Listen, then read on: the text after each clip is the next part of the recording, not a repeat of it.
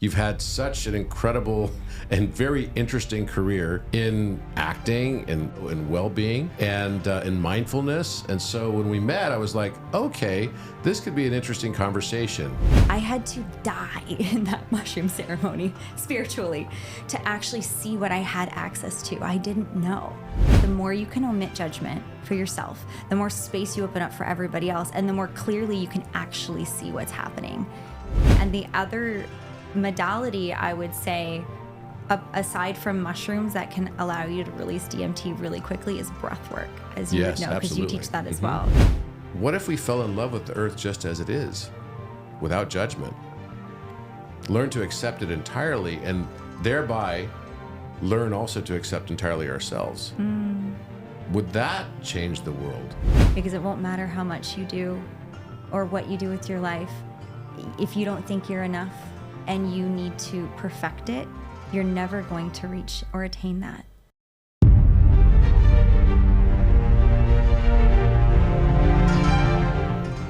Michelle Argyris, what a pleasure it is to have you here on Think Tank. I'm so super excited. Looking at your background, you've had such an incredible and very interesting career in acting in so many different areas, but also in well-being and in mindfulness. And so when we met, I was like, okay, this could be an interesting conversation, because we had quite an interesting conversation also about psychedelics. Yeah, of course. And I definitely want to get into that, but welcome to Think Tank. Yeah, thank you so much for having me, Robert. Yeah, it was really fun to be at the event the other week and just watching you just really open up and show us what is possible through math, which obviously with my brain's not the math brain, but I'm definitely the energetic side of the brain. And so you just kind of bringing that together and helping us understand what is happening, the things we can't see but we feel. I really appreciate that. So I'm excited to dive in with you too. Well, awesome. So what led you in your life path to be at that event? This is the event that I did with Shervine called Inception. It was a trilogy. Yeah. And so what led you to be there? Yeah. So my good friend Petty actually reached out and he said, hey, Mish, do you want to come and join me? I'm going to be speaking. And I said, well, what's the event? And so he sent me a link, and it took me to Shervine's Instagram Live. And while I was on the Instagram Live, I was seeing Shervine talk, and I wanted to see what he was all about because I wanted to see who was speaking and what was going to go on at the event. And he said, who wants to come on for a live request? And I was like, man, do I feel like talking right now? Because for some reason in my intuition, I knew he was going to open up my live. Yeah. So I was like, you know what? Fine, let's do it. Opened it up. So within 1 minute of this event being brought to my awareness, suddenly I'm on an Instagram Live with one of the other speakers, and we're chit-chatting, and he's like, hey, are you coming to the event? I'm like, funny enough, I just spoke with my good friend of mine, so full circle, not even 24 hours later, we're at the event all together. And then you were there, which was really fun. Wow. What an interesting... But even before that, I'm sure you had to have gone through, because people don't just end up at those types of events. You might get invited, but there's a reason why Petty invited you in the first place. And why is it that maybe you think he invited you? I think because we all meet at different times for a reason. And I truly believe that the things we stand for and the learnings and the blessings that we're bringing into life transpire when we kind of knock at each other's doors, and just, I truly believe that we get to just show up, and someone will be right in front of you who will offer you so many blessings and learnings, whether it's the speaker or us listening to you or you listening to us. And so I think there's no coincidence that we were all there at the same time, right? I know, Robert, you go into, well, was this in the past? And we're also in the future, and we're also all current in the same moment in time. And so I know that that's all playing into why we all interconnect with one another. It's kind of like a little spider web, So we'll get into, by the way, I like the mushrooms on your dress. I just noticed that. That's quite interesting. And I think it's beckoning me to ask the question, okay, what's your relationship with mushrooms and psychedelics? Yeah, that's a really beautiful question. I think a lot of people are afraid to tap into some of the psychedelic conversations, and, they could have a bad rep from, years ago. But I, really had to dive into a part of me and a period of my life where the exterior looked really good. I was working in movies. I had a business that was thriving and doing really well, but I felt like my internals were collapsing. And as someone who likes to show up in the world, helping people and making sure everyone's okay, I didn't know how to ask for help until I had no other choice. I had this debilitating anxiety that started to show up in my body. And I literally one day tried to go to Barry's, which was across the street from my house. And I got lost on my way there. I got lost on the way to Barry's, which is a gym, boxing, whatever. Yeah. And my girlfriend Ash says, "Where are you?" I said, "I don't know." And she said, "Don't you live across the street?" And I said, yeah. And I knew something was wrong. I was being disassociated from my body. I felt like I wasn't attached. It felt like I was a floating head, and the anxiety and the depression in my body was severe. Long story short, my girlfriend mentioned to me, "Why don't you try psychedelics?" And I said, "Me? I'm the most controlling motherfucker. I do not want to let go." That sounds like terrifying to me to actually go somewhere for a couple hours. I don't know if I want to do that. And she said, "Michelle, it changed my life." And when she said it, I didn't just hear it. I felt her. I felt how deeply she was really telling her authentic truth. It was written all over her. And so I said, "You know what? Okay, I'm open to listening a little bit. Maybe I can lean in, because there's nothing worse. There's nothing worse than how I feel right now. So what's the worst that could happen? Lose your mind for a couple of hours." So that led me to mushrooms. And I did it in a very therapeutic, intentional setting. I think set and setting and safety are very important when we dive into psychedelics. And so there was a whole preparation, a daita, intentionality. Why am I doing it? What's going on? Really diving into my body. Why do I feel I need this? What is standing in my way? And just starting to bring those things into the awareness before diving into the actual ceremony itself. Because once you get to ceremony, you just take the mushrooms, and the mushrooms are going to do what they need to do, right? And so the setting too, the safety. That's another really important component to any mushroom ceremony. And when I say safety, it's like, do I physically feel safe to do this? Do I emotionally feel safe to do that? And by emotionality, it's like, do I have the internal space to go here? Am I ready? Because sometimes when you dive into those parts, it has to be a moment in your life where you feel that call and you feel ready to do it. And for me, because I was hit such a low point, I was ready for anything. And I had no idea what magic was going to be on the other side.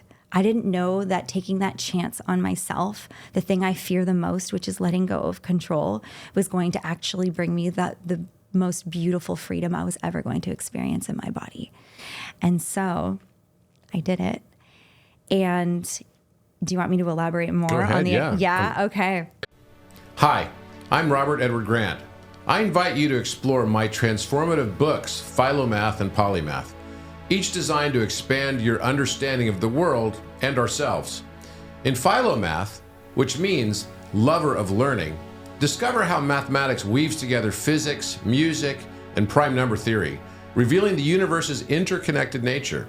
It's more than a book, it's an enlightening voyage. Polymath builds on Philomath's insights, exploring the genius of thinkers like Pythagoras and Da Vinci, who used geometry to revolutionize science, art, and governance.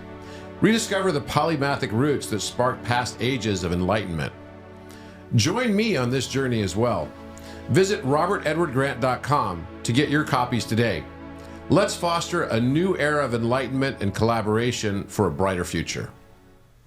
So in my psychedelic experience, I was so nervous. I remember showing up and standing with my little cup in my hand, and I was like, now? So it's like I just drink it, or yeah, okay. And I was shaking like a leaf. I was literally facing my biggest fear, which was to let go. I don't want to let go. But what was I holding on to? And then you think of, what am I holding on to? There's so many things that I'm holding on to. Right. What am I so afraid of? What are the limited beliefs that I'm carrying that's making me so scared to hold this cup in this moment? to go to places of myself, dark places, light places, all the places. You know, I had no idea what was in store. And then I drank it, and I remember putting my eye mask on and lying down, and well, there's no going back now. So we're only moving forward from here. And I closed my eyes, and within seconds, I became like a 3-year-old. And I had this little giggle come out that I've never heard before. And then I giggled at the little giggles. It sounded like 2 people were giggling at the same time. Mm-hmm. I'm getting a little emotional thinking about this because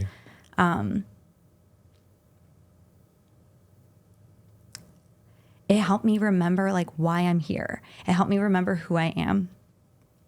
And I had to, quote unquote, have a death of my ego, a death of these limited beliefs that have held me back, that held me in so much fear, in order to really show up and remember who I was so I could show up differently in the world. And so I realized, I think one of the biggest takeaways from my journey was that fear isn't scary, but trying to control fear is fucking terrifying. Okay, let's rewind that one for a moment. Yes. So fear isn't, say that again. Fear is never as scary as fearing. Wait, let me say this again. Trying to control the fear. Yeah. So fear is never as scary as the feeling of trying to control the fear. Because half the time, the thing we fear never ends up playing out. Right? We worry, we stand in worry, we stand in, you know, that space. So we're choosing to suffer about something that hasn't even happened yet. Right. Right? And even if the thing that we fear does happen, it's never usually as bad as it felt in our bodies, like the physical sensation of fear. Think about how that feels in your body. It's tight. You can't breathe. Your chest is tight. You know, there's emotional feelings to fear. There's spiritual repercussions to fear. It doesn't allow us to tap into this beautiful channel we all have access to. And so when you can omit fear out of your life, the only thing on the other side is freedom and liberation. And my dharma, let's call it, in my lifetime is to help people find that freedom within their body. I had to die in that mushroom ceremony spiritually to actually see what I had access to. I didn't know. And this is why I'm such a huge advocate for psychedelics. Not that we need psychedelics to have that remembrance. Right. I think we spend a whole lifetime trying to remember who we are from the day we're born. We spend our whole life as being humans trying to remember. It's been my journey. Yes. And you've done an amazing job, and you're teaching us a lot of amazing stuff. Thank you. Yeah. So it's funny because children remember. They're so close to that memory. And then as we get older, we get further and further away. It's true. And so we do things like psychedelic journeys or, you know, different meditations or whatever it is we have to do to try to remember that piece. And that piece that I'm talking about, the remembrance, is loving awareness. There's no space and time. There's no ego. Yeah. There's no thoughts. The conscious mind takes a backseat and a break, which feels really good. And you allow your oneness, your infinite energy, I don't even know how you could describe. I'm trying to describe the feeling I had when I finally let go in the mushroom journey. But it took 4 hours to get there, which were very painful and not fun. But then there comes a point in your life, in your journey, where you say, I'm done with this. This no longer serves me. Do you know what kind of mushroom you were served? Penis envy.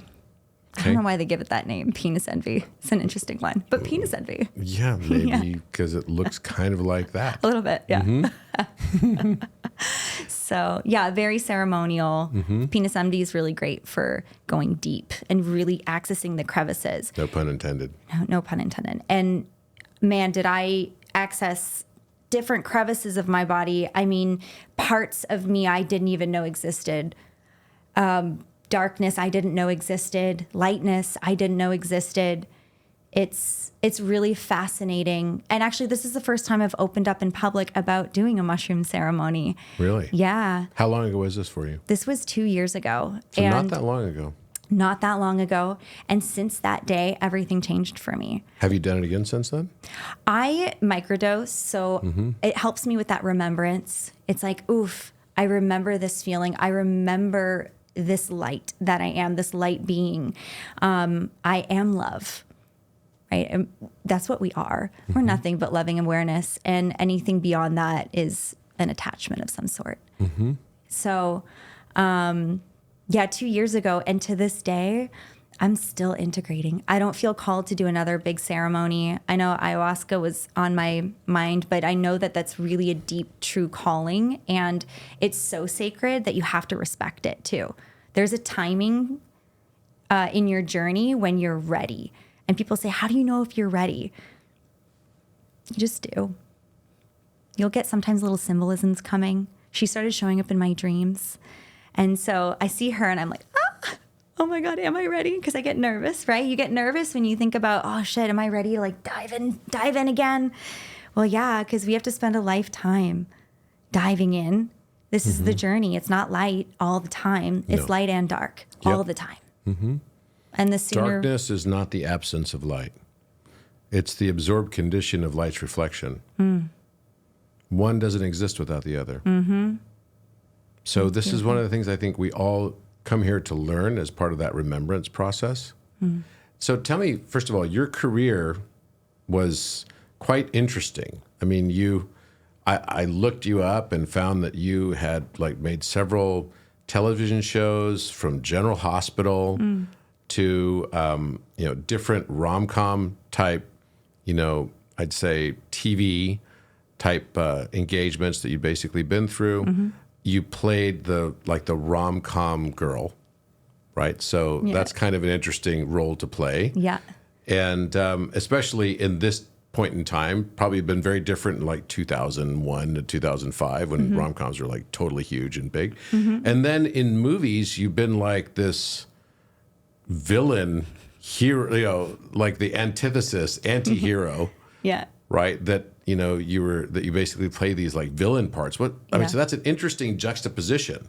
Yeah. Because on the rom-com side, you're like this sweet, happy-go-lucky, girl next door girl, and then on largely some of your movies, et cetera, you've been more the villain, not so much the hero. And and then even on General Hospital, you're the villain. You're poisoning some person, right? Which is kind of funny. Poisoning them with protein, which is also kind of a paradox in and of itself. Totally. Okay. But so tell me about that. I mean, what was it like to play those entirely different characters? Because is that not potentially a metaphor for what we are all doing here? I love this question. And even as you were naming it, it feels as though the anti-hero, the villain, the shadow lands much more deeply in my truth than the rom-com. We love watching rom-com because it feels light. And I love doing them. I love doing rom-coms, but it feels light and there's a place and time for that.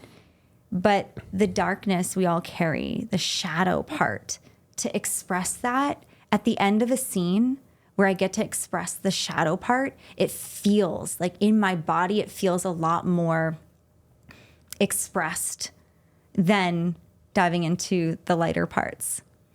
So yeah, it's fascinating. And the duality and the polarity of those two. I'm not just light and I'm not just dark. I'm light and dark all at the same time. And in movies and TV shows, we need both, right? Yep. So if I could say which I prefer, I would have to say the darker villain roles. Really. Why? Why do you like the dark villain role? It feels You like good. that part in that movie, Spare Parts? That was a wild one. That was a wild Which road. is kind of a funny one. That was a low budget movie that we spent so many hours. I'm guessing the spare parts were actually related to like organs and stuff. There's organs. I had my arm chopped off, replaced with machinery. I think I had an axe hand or something. And we were all in this circle, and we had to learn fight skills with axe arms and all sorts of stuff. It was a wild ride. I saw like a little clip of that. It was on YouTube. Yeah. I was like, okay. What is that? And she had purple hair. Yes, purple hair. Tattoos. It brought out that like that part of you, that rebellious the axe side. arm was kind of cool. Yeah, it's kind of cool, yeah, right? Yeah, it was like they made interesting. it look great. It's very interesting. But yeah, it just feels good. It feels good to express that part and not deny it. I think a lot of us deny the shadow. We think it's like this part that we should never touch and keep stored away. And the more you resist something, the more it will persist. Yeah, we know absolutely. that saying. And so the more you resist your shadow, the more darkness is going to try to come to your light. And so when we start to allow the shadow and become friends with the shadow and honor it and allow it to be there, the more we can integrate. Exactly. And become a whole human. Totally. And remember who we are. Yes. And realize that the whole reason we're here is to learn how to love and be loved. That's it. I think the villain aspect of it is something, we all are born into this world with a hero bias. We all think that we are the hero. Even the villains think they're the heroes. Totally. There's always a reason for doing what they're doing. Yeah. It's not like, if you look at the comic book stories, it's not like, I just want to be evil. It's like Thanos, right? Thanos wanted to like destroy the world because he thought that was the right thing to do. The right thing. The right thing to do. Yes. And so we often choose in this dimensional experience, we often choose being right instead of loving. But there's no wrong choices. It can only come at the right time for us to finally realize what it is that we chose and why we're here. Because those realizations have to come through experiential learning. So how has this impacted, playing all these villains and then realizing the villain part and having that resonate within you? How has that impacted your own spiritual journey? Can I backtrack for 1 second? It's really just landing on my heart when you said, so often we try to be right as opposed to loving. Yeah. I just want to highlight that for a second because this is why relationships don't work. This is why friendships fall apart. This is why families fall apart. It's why wars exist. It's why, you could literally put most of the world's ills in that bucket in some way, shape, or form. And it's interesting because we want to be right because we want to hold the story that we carry. But who cares? Till death. Yeah. Yes. But ultimately, who cares? I was so encouraged yesterday when someone that I really like his work, Graham Hancock, who does all this work on the ancient world, and he's written so many books on this, Fingerprints of the Gods. I mean, he's definitely quite a prolific writer, and he's got his television show called Ancient Apocalypse on Netflix. And I had dinner with him back in October because I do a lot of work on the pyramids and everything, and I really gained an appreciation for him. And what I had seen before of him as a younger man was that he could be very strident and be very headstrong, and almost he could sometimes bully people. And so he found himself in 2015 at a conference where he was having a debate with Zahi Hawass, the famous Egyptologist, who's kind of known the world over for being kind of more like the villain archaeologist, even though I don't think he's a villain at all, right? I mean, he's just an archaeologist with a narrative. And so Graham insulted him in 2015. That insult was played millions of times on YouTube. And just yesterday, I was so happy to see on Graham's page, on Facebook actually, that he had gone to meet with Zahi Hawass to give him an apology. Wow. Because it also landed him in bad stead with the government in Egypt, and Zahi's quite an influential person in Egypt. And so, Graham hadn't gone back to Egypt for quite some time as a result of that.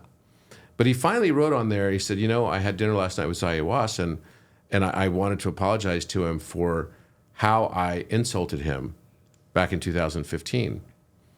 And I will never do this again. And thank you for him. I'm so grateful that he was so gracious to have accepted my apology. And I thought that was such a big move. And so seldomly have we seen humanity play the big move, which is, I don't need to be right. Forgiveness. Yes, forgiveness and love. That's what it really comes down to. And then we are no longer bound by fear. I don't know if you saw, I gave a TED Talk. And the TED Talk I gave was called Beautiful Minds Are Free from Fear. And in it, I give this whole process of how you can overcome fear. Not that it will not exist. Fear will always still exist. We can say that danger is real, but fear is a choice. Do we fear that danger or not? And it doesn't mean you don't feel it. It's just you let it process through, but you're not bound by it. You're not limited by it anymore. So you're able to transcend beyond it. And it's the same thing with how we look at duality in general. And the ultimate duality is time itself. So we are in this situation to be able to learn how to transcend these things. It's a great school. It's an amazing school. So, but how profound is it if we could all learn to decide love instead of being right? We would have world peace. One would hope. Imagine that. If we live in a world that's a U inverse of our perception, then if you want to change the world and see more love, then be the love. If you want to change the world and see more peace, then be the peace. If you want to change the world and be more compassion, then be that compassion that you wish to see in the world. Be the change you wish to see in the world. It's about changing our perception as much as anything else. So what tangible things have you experienced in relationships that have maybe been less successful because someone chose to be right versus just loving? And was it really that important? You want a specific example? Sure, if you're willing to give one. I gotta think of one without naming anyone or putting them on the spot. Can you give me that question? Do you want to phone a friend? Yeah, can we phone a friend? Okay. What's the other one you can do? Phone a friend or I can buy a letter or something. Buy a letter. Can you repeat that question for me? What is a good tangible experience, an example that you've had or you've experienced yourself or you've known someone else that did, that they weren't able to choose love and instead chose to be right, and they took it with them and I was right. And I'm with it. I'm good with it. And at least I'm living in my truth. And, sure, that person I really cared about is now no longer my friend, or that person I cared about is, no longer my girlfriend or my boyfriend or my family member. You can insert whatever you want to put in that blank spot. But any example like that, and then also the second part of the question is, could it have been changed? I don't believe that there are mistakes at all. I believe everything happens for a reason. But did it have to be that way? Could it have been, other than the fact that it was destiny, which is the free will of the higher self, could it have gone a different way had someone chosen to de-escalate and simply say, you know what, our relationship's more important to me than being right?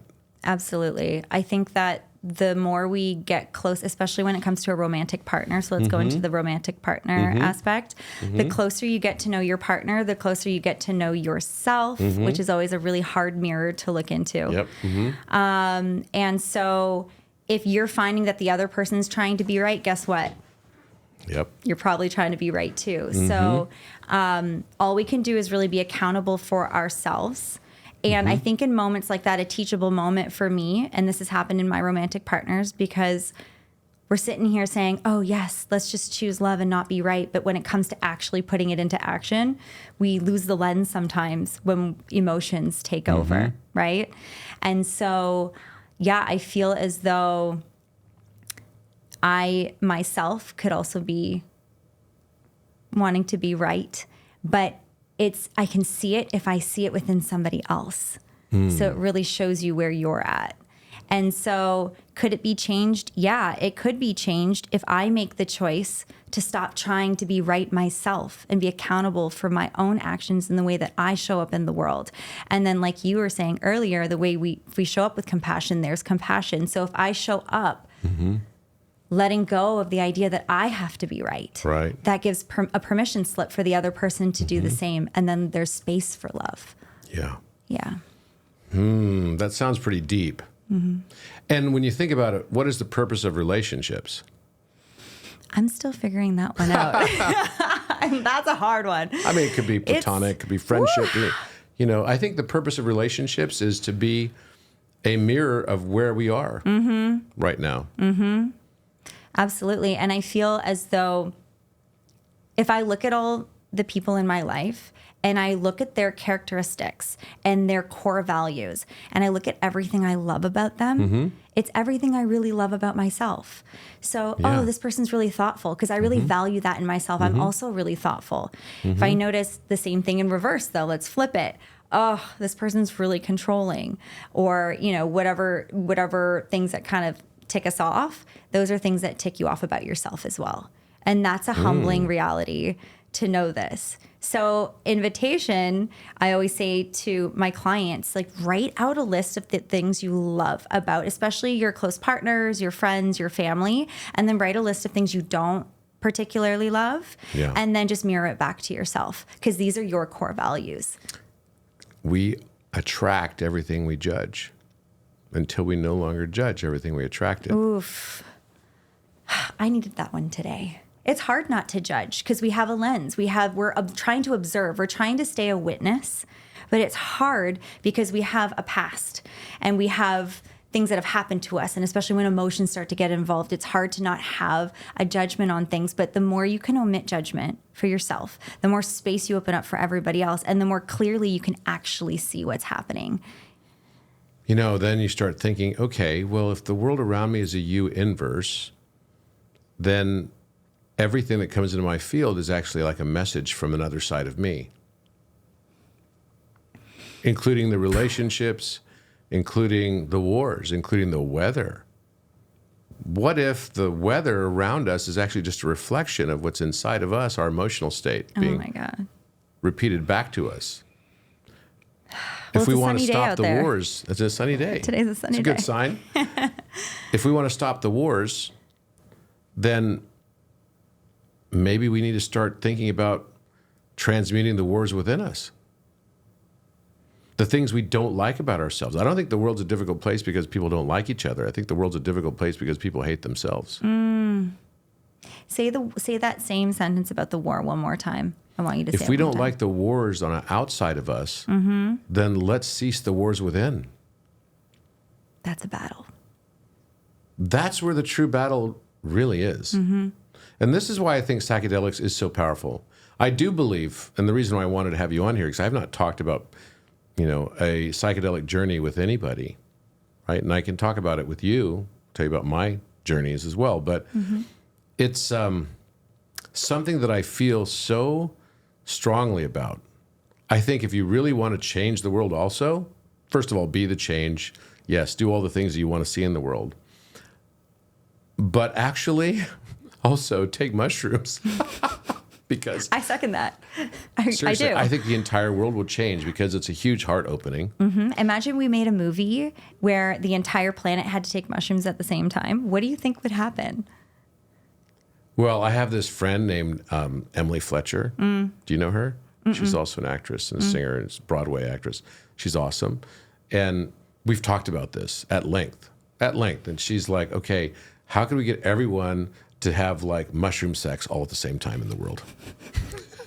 And I was like, yeah. And she's like, I want to do it in a huge stadium with like 80,000 people. And then they synchronize an orgasm for everyone. And I'm like, yeah. And we can call it Come Together. Oh my God.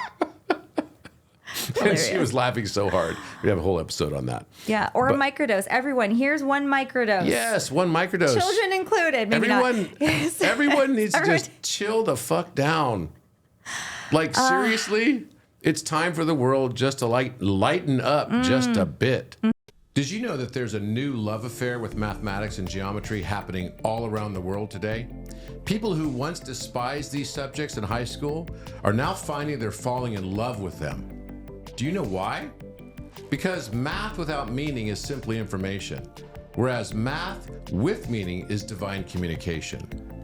My courses, The Etymology of Number and The Language of Light, guide you on a journey of self-discovery, sharpening your problem solving and pattern perceiving, as well as analytical and creative thinking, and unlocking your fullest polymathic potential. And most importantly, acquainting you with the mathematical language of the universe itself.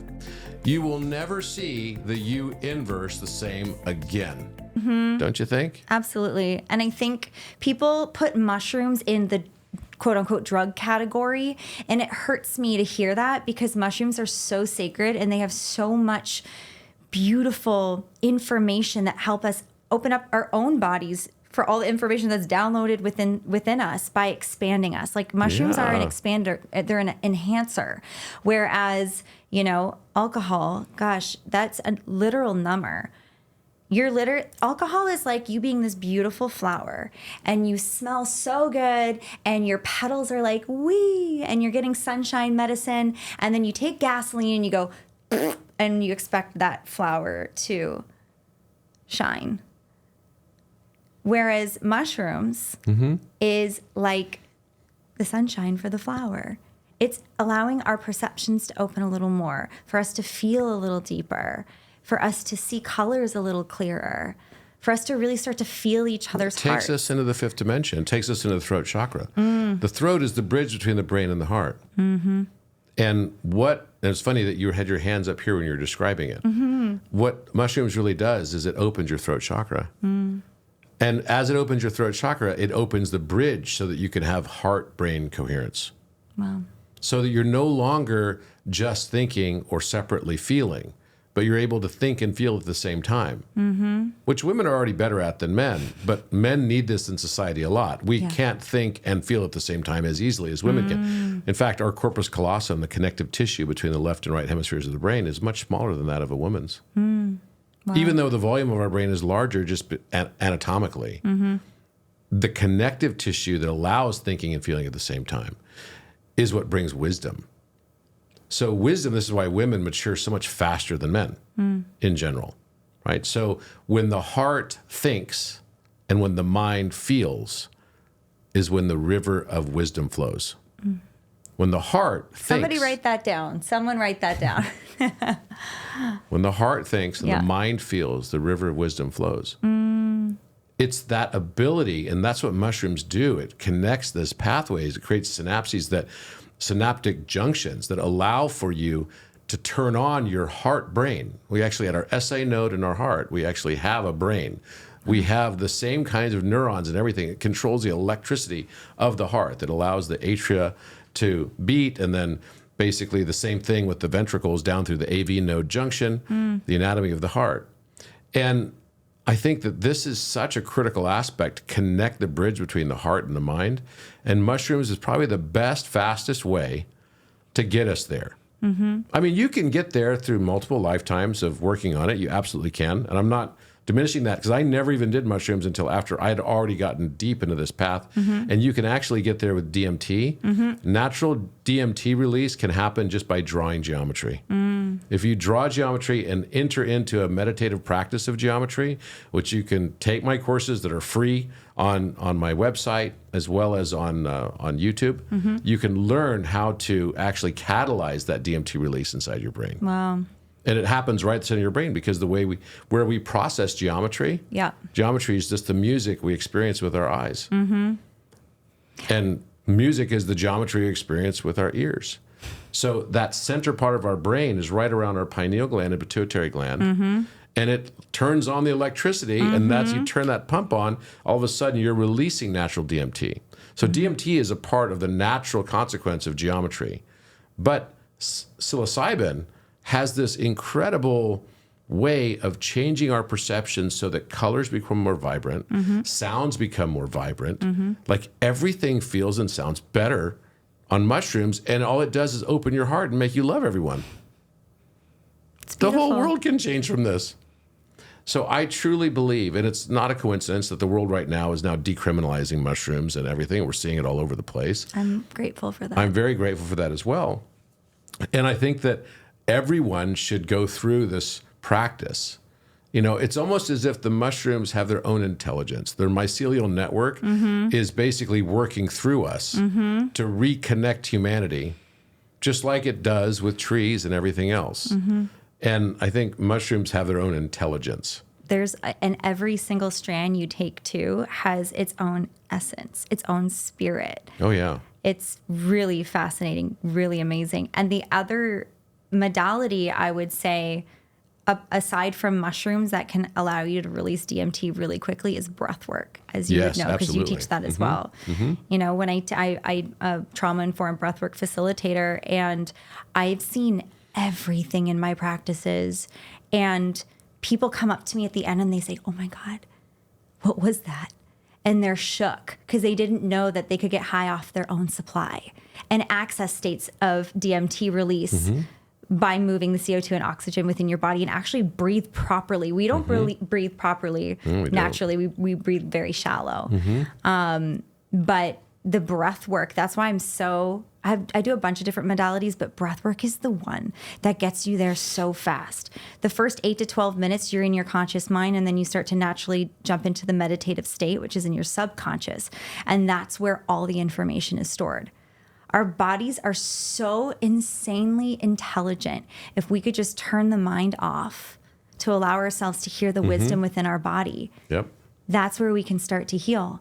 But people don't want to take the time to do that, or they don't think they need to, or they don't understand what it is unless they give themselves the chance and the opportunity to take a look. I think one of the most powerful things I've ever done was breath work.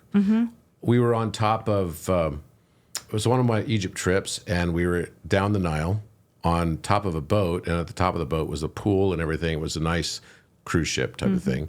Looks like a giant Noah's Ark. Nice. And we're up at the top of it, and one of the facilitators that was on the trip, her name was Michaela, she does breath work like this. And she had this unique technique to actually get you to find the stuff that you're still storing in your solar plexus. And everybody was in tears. It was unbelievable. Like they somehow were able to feel those stored emotions that had never been felt. And I'm a firm believer that every word that you felt that you needed to say but never said, and every feeling that you felt you needed to feel but never allowed yourself to feel, all must be felt, and all those things must be said eventually. And until we can release ourselves from that feeling of still having to say it, and maybe it's been so long we don't even remember why we decided not to say it. Maybe it's been so long we don't remember why we felt what we felt, but it's still there. Judgment. It has to be cleared. Judgment, I'm absolutely convinced, is the root of all suffering. I would absolutely agree with that. Even in the breathwork journey, when we're in our conscious mind, judgment exists there. Judgment does not exist in your subconscious. Like judgment is not like, once we get into that 8 to 12 minute mark, everyone's kind of shy. It's okay. You can release, let a little noise out if you want. Noise? Doing this with people, this is weird. I'm like, what's weirder? Worrying about what people think about you or feeling better in your body? Like, let's make a choice here. And what do we want? You want to feel better? Try it. If you hate it, you don't have to do it again. So what? You let out this big, beautiful sigh. Sometimes it's like I show them off the top. I'll be like, guys, we can get it. And the only thing that's holding us back is safety. If you don't feel safe in your body, you're not going to go where you want to go. So with mushrooms and with breath work, if there's no safety pillars covered, you're not going to feel like you can go where you need. And safety looks so different for everyone. Example, maybe in your yoga class, safety for that. Let me say that again. Maybe in your yoga class, safety for you feels like, I'm someone who pees a lot, so I want to sit really close to the door. This feels safer for me to be closer to the door just in case I don't want to interrupt anyone. That's like an internal dialogue that just makes you feel better. For someone else, it might be, I want to be near the sunshine. It feels better to sit and place myself somewhere where there's sunshine. For me, if I have a bad smell, If I'm in a journey and I have bad smells coming through, I don't feel good. It feels uncomfortable in my body. I'm like, oh, this is not fun. Like I don't enjoy this, right? Or bad taste could even be, play into physical safety. And then there's emotional safety, which is another layer. Do I have the space and the capacity to go here today? Do I feel like I have it within me? And some days we will, and some days we'll have less. But giving yourself the chance to check in, that feels empowering to choose how far you want to go. And so knowing before you jump into your breathwork journey that you get to choose how far you want to go that day helps you go further. It helps you know you can dial it back if you need to, and you can push a little bit more if you feel ready. But those safety pillars of emotional, physical, does my body feel safe? Do I feel safe with the facilitator? Is it safe in this environment? Do I feel safe around all these other people breathing and screaming beside me? And do I feel safe with my connection to God, to source, to something greater than whatever we call that? So once those 3 safety pillars are checked off, there's so much magic that you can find within your body. And for me, I see so much in breathwork. It's insane. I've seen everything. And something that I would consider magic that I've seen, I know you would back up with math in some way or another, which brings me to one other thing. In the psychedelic journey, insane geometry, which I would love for you to break down for me a bit, because my brain doesn't work in that area. So yours does. And for me, it was magic. It was like I was going through different portals of color and different shapes and sizes. And I don't know where I was. I wasn't here. I was somewhere else. But it was like seeing the world in a more expanded version that I had never seen before. And it happened within 5 minutes of taking my tea. Tell me more. So it's funny you say that, because actually I have this projection on the wall right back here. Oh, yeah. And for me, the first time I did mushrooms, I immediately saw the flower of life in like rainbow color iridescence. And I saw it on everything, not just on, certain surfaces that might have resembled somehow, but I noticed that that was the structure of everything that is. Wow. And even now, I can look at this wall and I can see all of the flower of life structure, because what's happening is that the mushrooms are not presenting a new illusion to me. They're revealing the illusion I'm living. All of this structure has been at the basis of all that is all around us. It's just, it was outside of my perception. It was a pattern that I hadn't yet learned how to see and perceive. And then once I started learning how to see and perceive the pattern because of the help of mushrooms, now I can see that pattern everywhere. I don't need the mushrooms anymore to see it. And so this actually led to how we made a lot of discoveries in the Great Pyramid, because we could start seeing the things that were left as encryptions in the walls of the King's Chamber.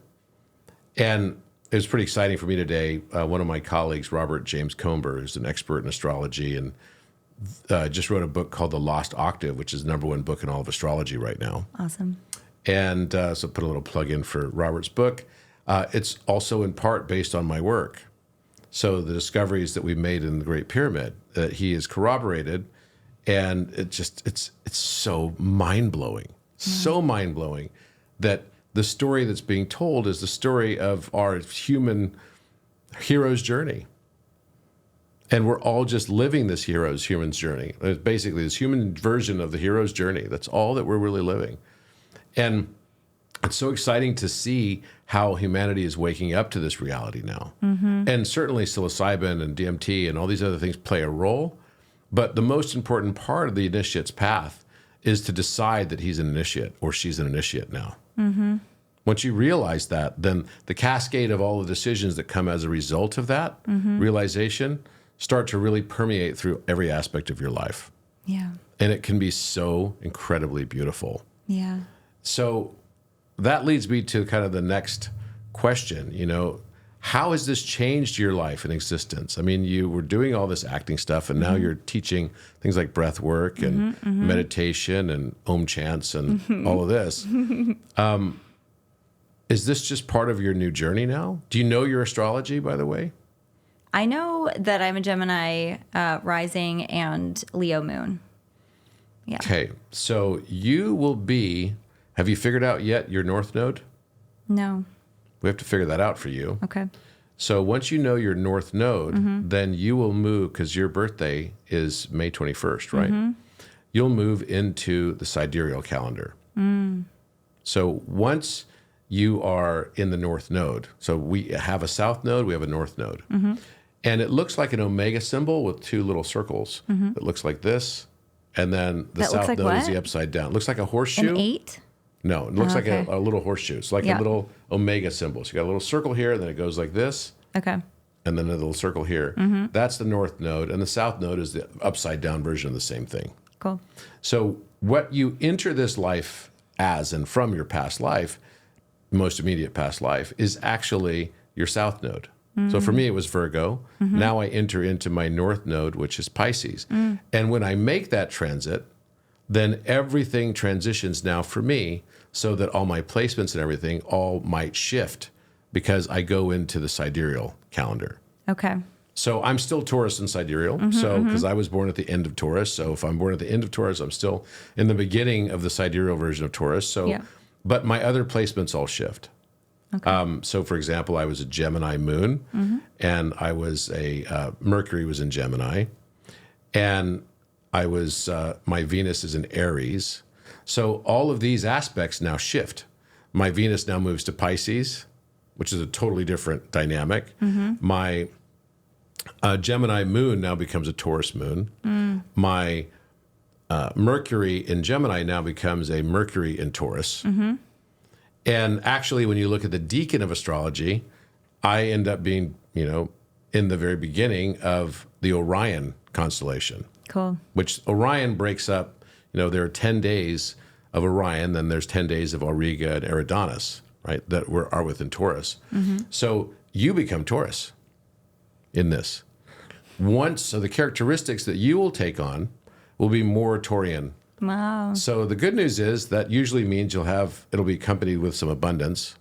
Gotta love abundance. That's right. I'll take more of that. I've never Yes. met, I don't know many poor Tauruses, to be honest. It's great. Somehow, that's just not their plight. Yeah. They have other issues that they have to face, for Okay. sure. Like what? Give me one. What am I looking at? Oh, I mean, there's definitely a stubbornness, and there's also a desire to go logic. Interesting. Yeah. Okay. Very strong desire to be logic oriented, and because the bull has a very large heart and is also protective of that heart. So it's sort of learned through the years that it needs to guard its heart. And so that's what needs to come out. It's like the Grinch. The heart has to grow for So all when this does to this happen. happen? When did it happen No, for when me? does it? Well, when will it happen? When will it happen? Yeah, When you from- become aware of it. Okay. So as soon as you become aware of the fact that you're moving into your North Node, usually it's around your age.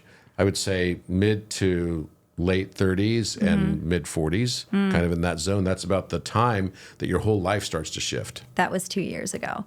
But that was also right after the mushroom ceremony. So for me, I'm not sure if both played a part, if I've entered it or it's not. definitely connected. Okay.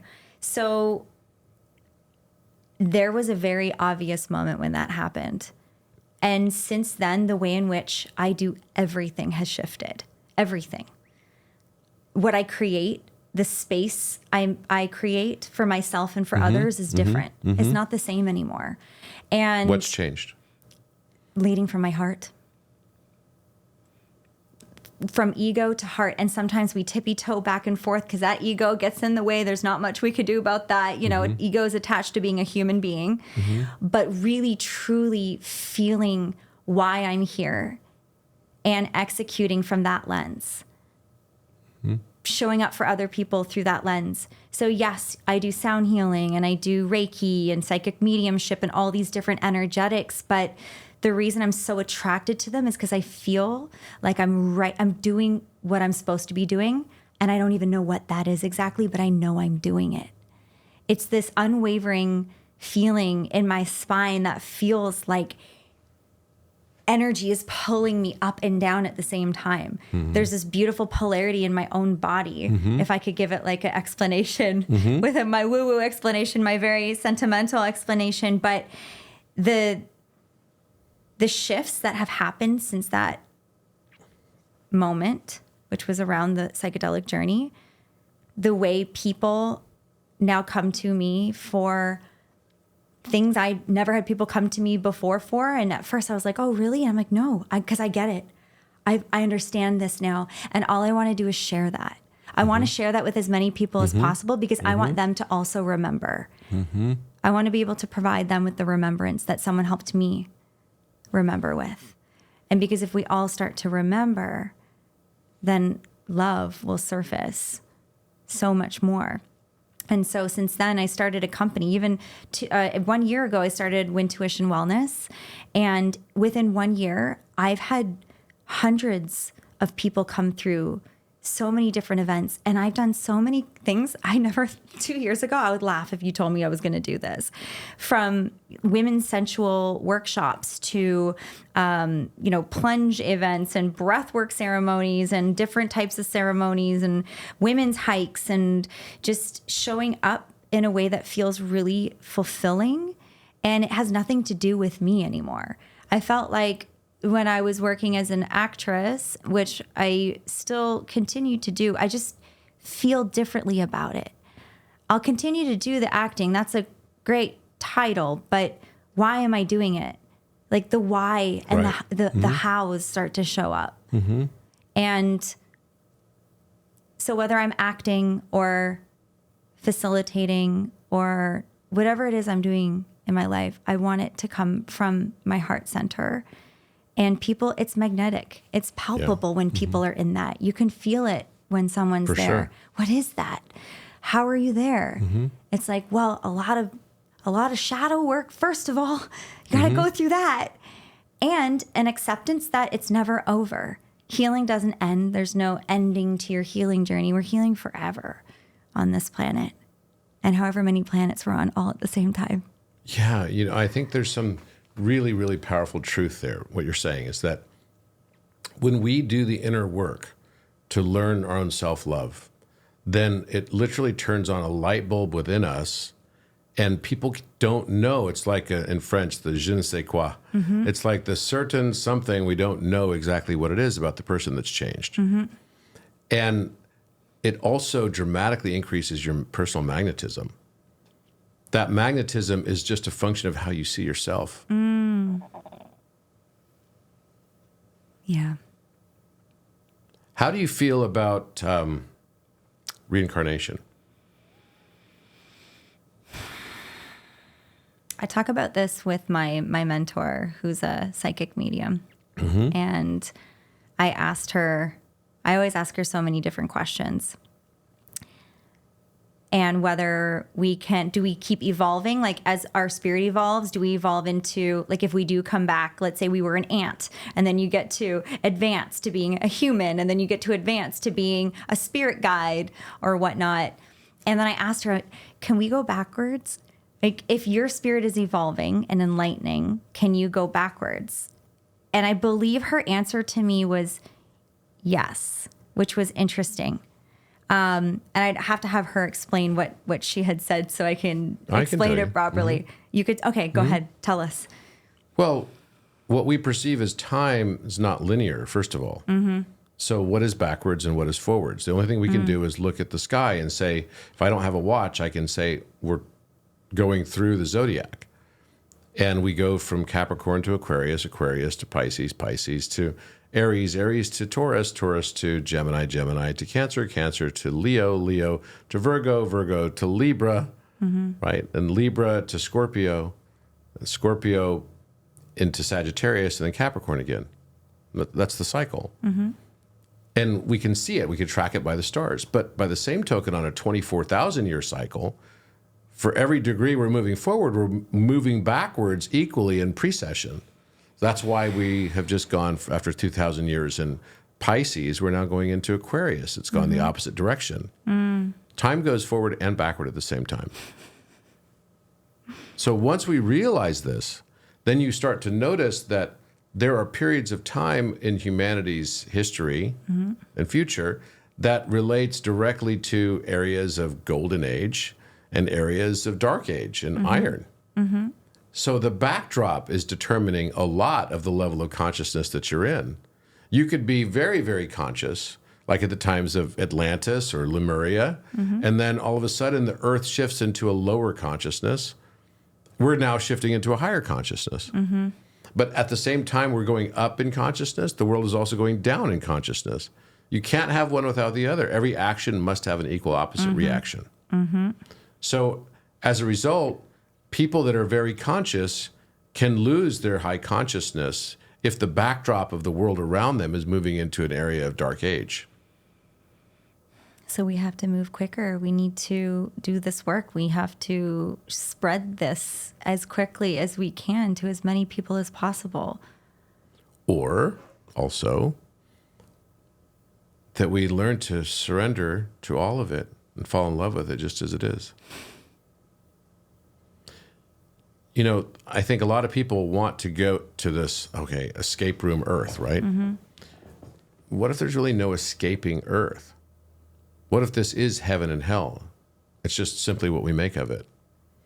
What if Einstein's right that time is simply a persistent illusion, and we see and believe it going one direction, that's why it only goes that one direction? What if, I could go through a lot of what ifs. What if we fell in love with the earth just as it is, without judgment? Learn to accept it entirely, and thereby learn also to accept entirely ourselves. Would that change the world, eradicate wars? I think if we did it entirely and fully, it could, at least for our existence. There would be still some negative reflection or positive absorption, or however you want to refer to it, because polarity is just polarity. But I do fundamentally believe that the way that we transcend and move into the next degrees of our evolution and our soul journey is by falling in love with this place just as it is. Acceptance. Yeah. Instead of trying to change everything, like I was saying earlier, let's fix this, then we have to hurry up. If we can just accept things as they are. Let's assume you're Mother Earth. And all your inhabitants are looking at you saying, you know, Earth would be so much better if we didn't have all this pollution. Earth would be so much better if we didn't have all the sickness that shows up in the world. Let's get rid of all the deforestation. But the problem is we attract everything we judge until we no longer judged everything we attracted. And what we resist will continue to persist. What if by our own judgments we create the reflections of that propagating wave that continues to be that negative narrative? And if I said that to a woman, like you're standing in a mirror and you're like, do I look good in this dress? You know, every man should know, okay, yes. Either get the hell out of there and say, oh, I hear the doorbell ringing, I gotta go, right? Yeah. Or, you know, say, of course, you look great in that dress. What else would you say?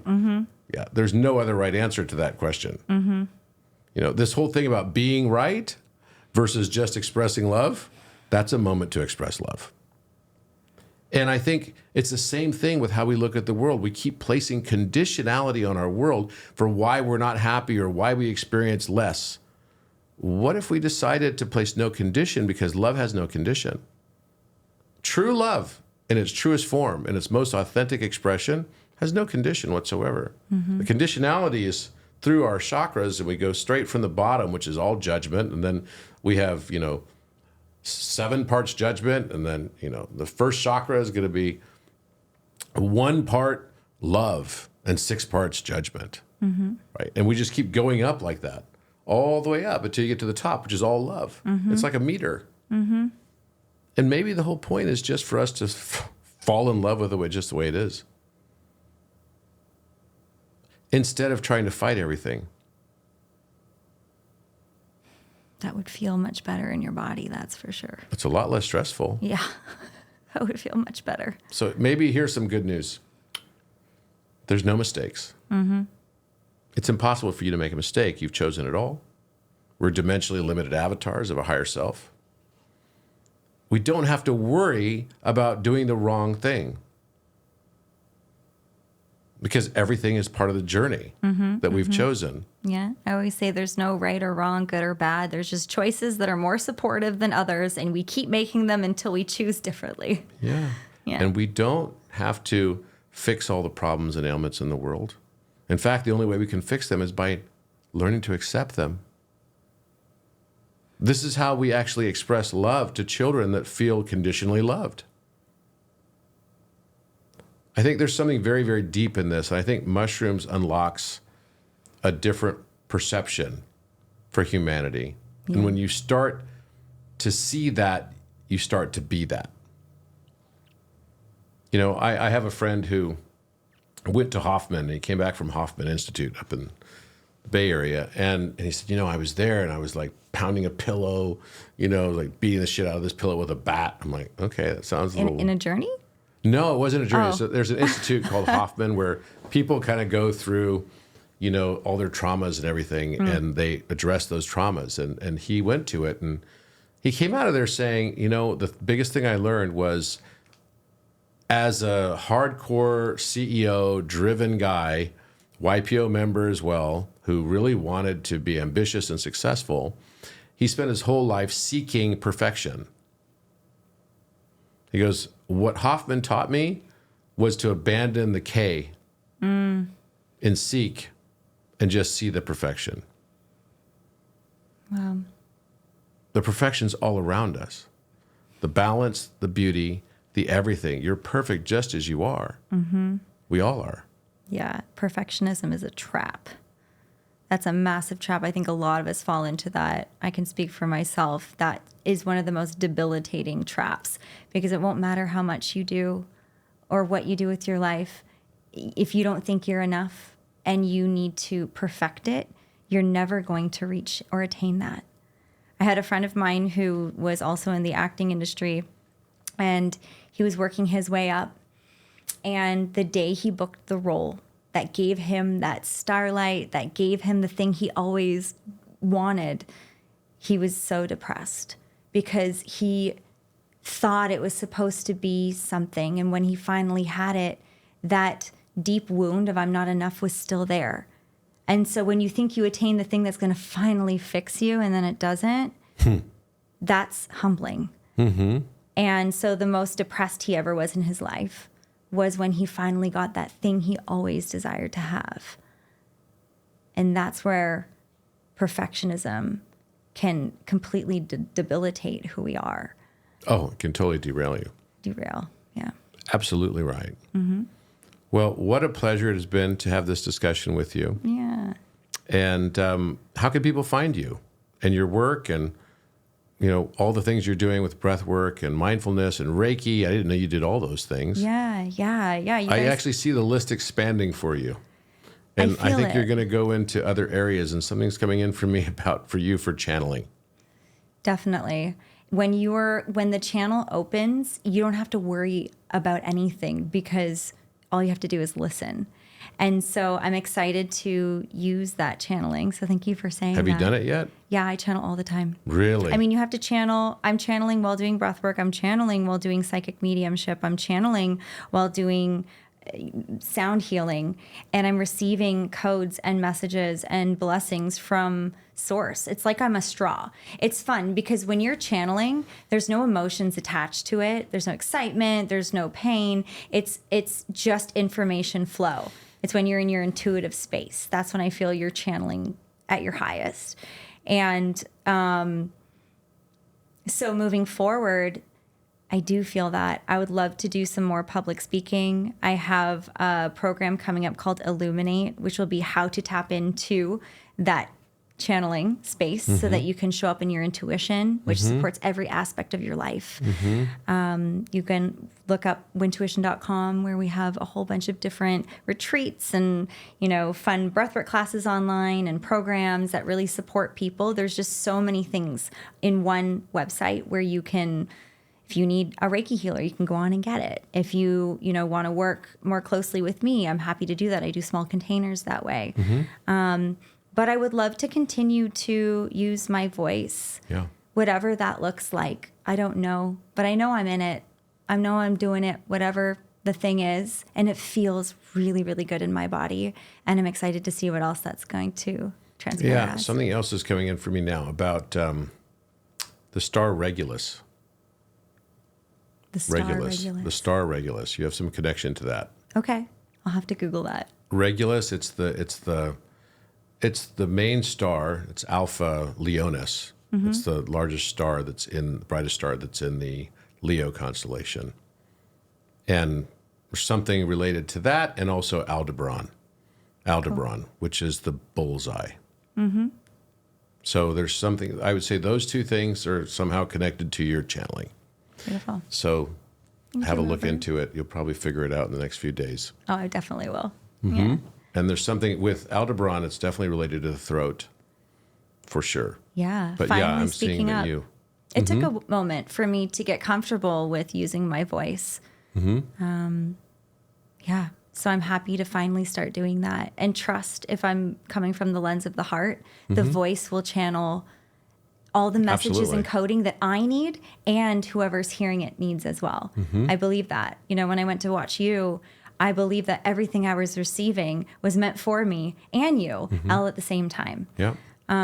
So just staying in that intuitive space and just really honoring the heart lens, no matter what direction, what modality it is, what title we want to give it, but staying truthful to why we do this work and to, help people feel safe in their body and to remember who they are. And I feel like that's a beautiful mission to have. Amen. So what's your website? Windtuition Wellness. So if wind and intuition had a baby, Windtuition. Windtuition.com. Windtuition.com. Okay. Yeah. Thank you very much, Michelle. Thank you, Robert. We'll see you next week on the Think Tank.